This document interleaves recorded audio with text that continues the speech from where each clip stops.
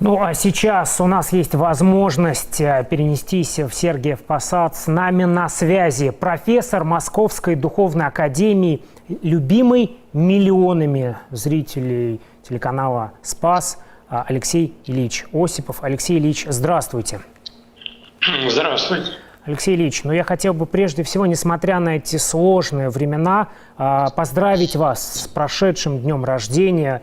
И я уверен, что к этим поздравлениям присоединяются все наши телезрители. Алексей Ильич, Благодарю вас. Алексей Ильич, как вы проживаете вот эти тяжелые для всех дни и недели? Как вы проживаете, это, знаете ли, вопрос, который имеет много уровней.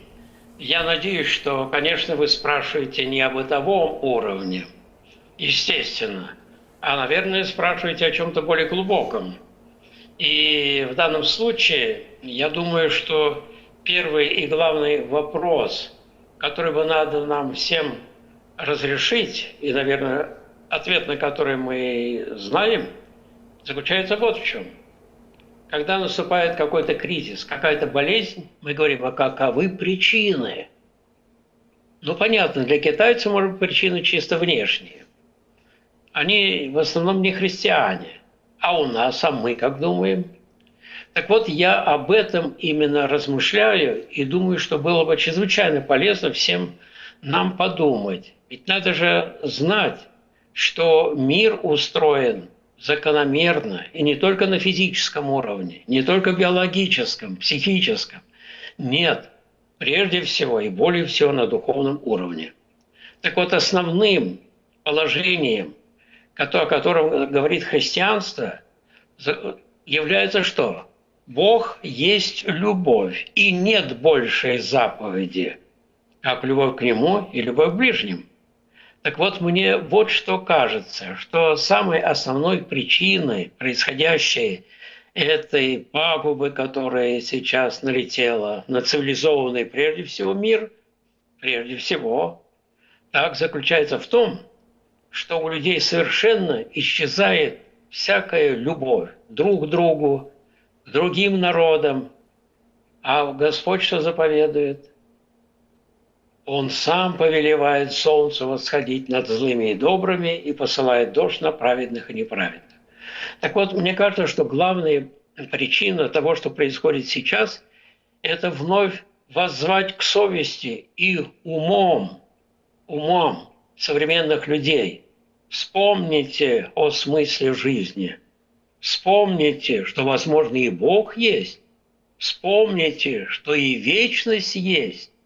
И тогда не нужно ли нам обратиться от того образа жизни, кстати, прямо нужно сказать, постыдного, который мы видим это сейчас всюду в цивилизованном мире, обратиться и хотя бы немножко покаяться, задуматься. Ибо тот человек, который не увидит себя грешным, его молитвы никогда не будут услышаны. И вот здесь, если мы задумаемся и покаемся хотя бы немножко, может быть, и Бог увидит нас, увидит, приблизится и сотворит то, о чем сейчас многие воздыхают. Как нам победить этого злодея коронавируса? Вот так я бы сказал. То главное, что сейчас мне как-то близко, вот сейчас к душе и к уму. Вот чем я занимаюсь. Но я не могу не сказать о том, что на вашем лице улыбка. Как сохранить бодрость духа вот в это время, когда действительно миллионы людей столкнулись с тревогой за своих близких? Вот что вам помогает сохранять бодрость духа?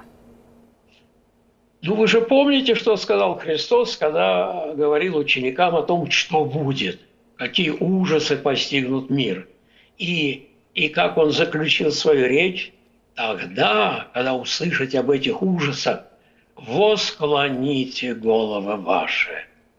Не преклоните, когда знаете в скорби, в страдании, а напротив, восклоните головы ваши. И вот что это означает? Господь, оказывается, в эти тяжелые периоды жизни прямо вот нам начинает говорить непосредственно: вы слышите, люди? Вот я. Видите, что происходит, когда вы отступаете от Бога? Вот что наступает. Восклоните головы ваши и посмотрите. Вот я пришел. Покайтесь наконец-то.